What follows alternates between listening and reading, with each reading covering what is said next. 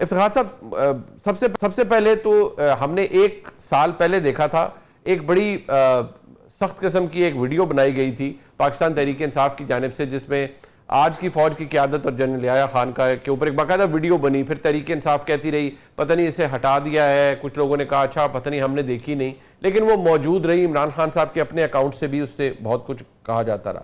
اب ان کے دوبارہ فیس بک اکاؤنٹس تھے، اور اب تو باقاعدہ ایک گراف بنا کر ایک جانب یحییٰ خان کی تصویر لگا کر، دوسری جانب فیلڈ مارشل کی تصویر لگا کر، اور بڑی اگر میں یہ کہوں تضحیک آمیز قسم کے ایک وہ باقاعدہ ایک گراف سا بنا کر کہ جی یہ چیزیں بالکل یحییٰ خان والی ہیں، بس ایک ملک 2 لخت تھوڑا رہ گیا ہے، یہ نہ ہو جائے ایسی کوئی بات ہے، اس کے اوپر سوالیہ نشان بنایا ہوا ہے.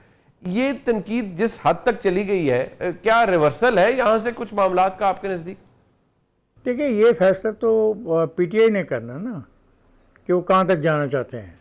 وہ تو صاف طور پہ آپ کو کہہ چکے ہیں کہ پاکستان 3 حصوں پر ہوگا.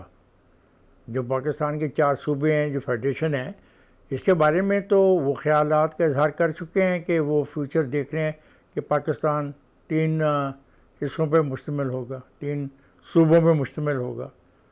تو وہ تو کہہ چکے ہیں. اگر آپ لوگوں کو سمجھ نہیں آ رہی تو غلطی آپ کی ہے، ان کی غلطی تو کوئی نہیں ہے. اچھا، یہ افتخار صاحب آپ کے نزدیک یہ جس طرح کی صورتحال اس وقت پیدا ہوئی ہے، کیا یہ Pakistan Tehreek Insaf out of frustration کر رہی ہے؟ یہ بھی تو ایک آپشن ہے نا. ایک بات ہے، وہ کہتے ہیں ہمیں دیوار سے لگا دیا گیا، ہمارے پاس تو کوئی آپشن نہیں ہے، تو ہم اب کیا کریں؟ جب آپ ریاستی جبر ہمارے اوپر مسلط کریں گے تو پھر ہمارے پاس اگر آپ بولنے کی بھی ہماری یا احتجاج کرنے کی بھی ہماری آپشن کو ختم کر دیں گے تو پھر رہ کیا جائے گا؟ ان کے پاس بولنے کی کون سی آپشن نہیں ہے؟ 92 ممبر ہیں اسمبلی کے، قومی اسمبلی میں 107 ہیں صوبائی اسمبلی میں. تو اور بولنے کی کیا ان کو موقع دیا جائے؟ کتنی دفعہ وہ چڑھائی کر چکے ہیں اسلام آباد پہ، اور اس چڑھائی کے اندر انہوں نے مشینری بھی استعمال کی. کس قسم کے بولنے کی اجازت مانگنا چاہتے ہیں؟ کیا اس کے علاوہ بھی کوئی ہے؟ آپ بھی تو اتنے بڑے صحافی ہیں، اور جن کا نام آپ نے لیا میرے سینئر کا، ان سے پوچھنا کہ کتنے جلسے اور جلوسوں میں آگے مشینیں چلتی رہیں چیزیں توڑنے کے لیے. کس نے کہا کہ میں 17 حملے کروں گا؟ کس نے کہا کہ فیصلہ اب اسی طریقے سے ہوگا جس طریقے سے ہماری مرضی آئے گی؟ کس نے کہا؟ کون یہ سیاست کرتا رہا؟ مجھے یہ بتایا جائے کہ 1970 کے بعد کس سیاسی جماعت نے فوجی تنصیبات پہ حملے کیے؟ 1970 کے بعد تمام تر کوتاہیوں، خامیوں اور نااہلیوں کے باوجود، اور تمام غیر آئینی مداخلتوں کے باوجود، کسی سیاسی پارٹی نے وہ اقدامات نہیں کیے جو یہ کہہ رہی ہے.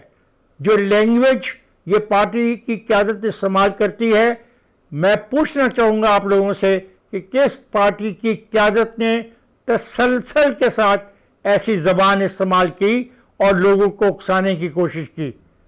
یہ انارکسٹ ہیں، یہ اس ملک میں انارکی چاہتے ہیں. یہ پارلیمنٹ میں موجود ہیں، یہ سینٹ میں موجود ہیں، یہ صوبائی اسمبلی میں موجود ہیں. تو اور کیا چاہیے ان کو؟ کون سا فورم چاہیے جہاں سے ان کی بات نہیں ہوتی؟ روزانہ واحد لیڈر ہے روزانہ جس کا سٹیٹمنٹ جاری کیا جاتا ہے، یا تو اس کے وکیلوں کی طرف سے یا اس کی فیملی کے اراکین کی طرف سے. اور پھر جب وہ ان کو چین نہیں آتا، مطمئن نہیں ہوتے، تو پھر ایک ٹویٹر سے ان کا بیان جاری کیا جاتا ہے. اور کیا چاہتے ہیں آپ لوگ؟ ٹھیک، کس قسم کی آزادی چاہیے؟ ٹھیک، میں ذرا سر میرے ساتھ رہیے گا. مدد صاحب، آزادی کا کیا پھر طریقہ کار کیا؟ یا سیاسی سپیس تحریک انصاف کہتی ہے ہمارے پاس نہیں ہے، بولنے کے ہمارے پاس آپشن نہیں ہے. افتخار صاحب نے کہا بھئی اور آپ کے اتنے ممبر سینٹ کے، اتنے ممبر قومی اسمبلی کے، صوبائی اسمبلیوں میں، تو بولنے کا حق کس نے دیا ہے؟ ساتھ جو زبان تحریک انصاف کے دوست استعمال کرتے ہیں، جو اٹیمپٹس انہوں نے کی ہے اسلام آباد کے اوپر ایک اس کو انڈر سیج کرنے کی، یہ بھی کسی نے نہیں کی. اور جو پھر وہی گھوم پھر کے بعد 9 مئی پہ آتی ہے کہ جو وہ کیا ہے وہ کسی اور نے نہیں کیا. تو پھر اور کس طرح کی سیاسی سپیس چاہیے تحریک انصاف کو؟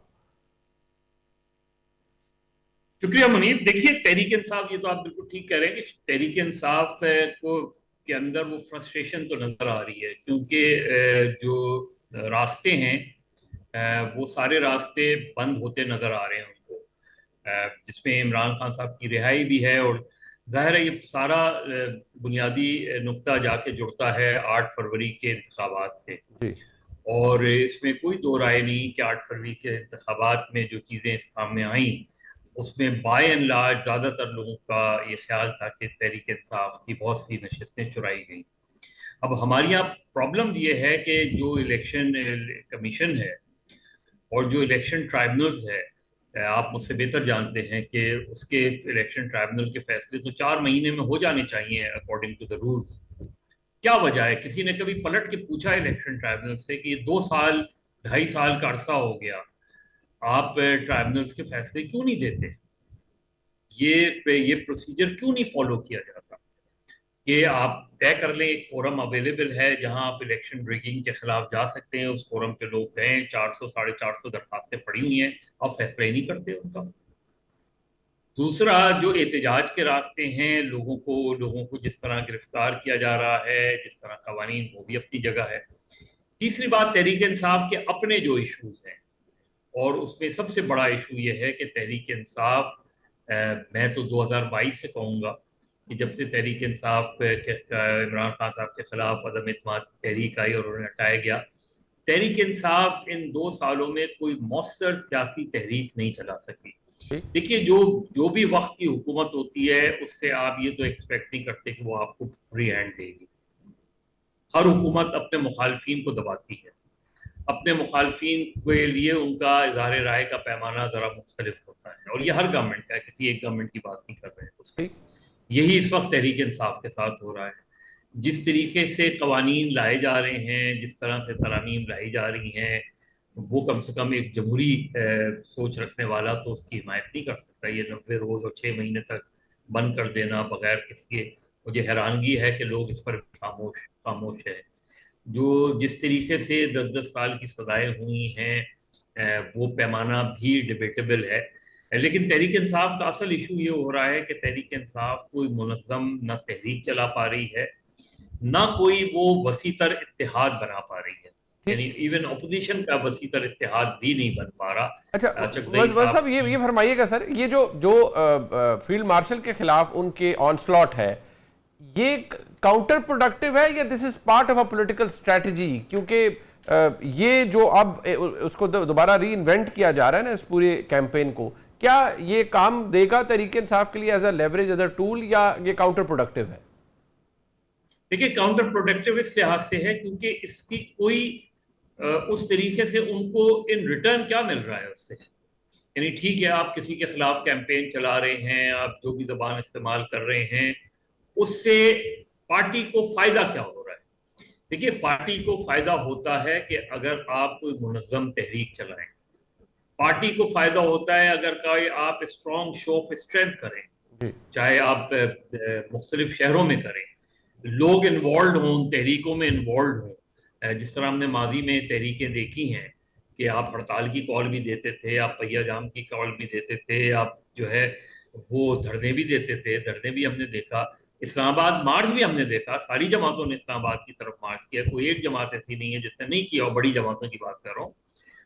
لیکن اگر وہ کچھ نہیں ہو رہا تو اس کا مطلب ہے تحریک انصاف صرف سوشل میڈیا پہ ایک کیمپین بلڈ کر کے آپ کوئی بھی ٹارگٹ اچیو نہیں کر پا رہے، کوئی بھی ایسا ٹارگٹ آپ اچیو نہیں کر پا رہے جو کہ وجہ بنے عمران خان صاحب کے باہر آنے کی، یا کوئی وجہ بنے اس حکومت کے خاتمے کی۔